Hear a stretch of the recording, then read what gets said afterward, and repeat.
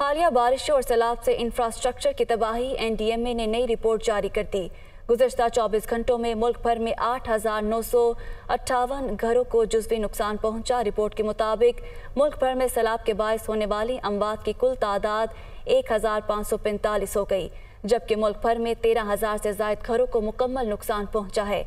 दरियाए सिंध में कोटरी के मकाम पर ताहाल दरमियाने दर्जे का सैलाब है। गुज़श्ता 24 घंटे में बारिशों और सैलाब से कोई मौत रिपोर्ट नहीं हुई है। तो आपको बताएं कि हालिया बारिशों और सैलाब से इंफ्रास्ट्रक्चर की तबाही। एनडीएमए ने नई रिपोर्ट जारी कर दी और इस रिपोर्ट के मुताबिक गुज़श्ता 24 घंटों में मुल्क भर में 8,958 घरों को जुज़वी नुकसान पहुँचा है। मुल्क भर में सैलाब के बायस होने वाली अमवात की कुल तादाद 1,545 हो गई। मुल्क भर में 13,000 से ज़ायद घरों को मुकम्मल नुकसान पहुँचा। दरियाए सिंध में कोटरी के मकाम पर ताहाल दरमियाने दर्जे का सैलाब है।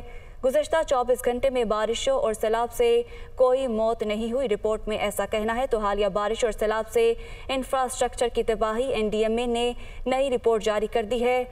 मुल्क भर में सैलाब के बायस होने वाली अमवात की कुल तादाद 1,545 हो गई, जबकि मुल्क भर में 13,000 से ज़ायद घरों को मुकम्मल नुकसान पहुँचा है।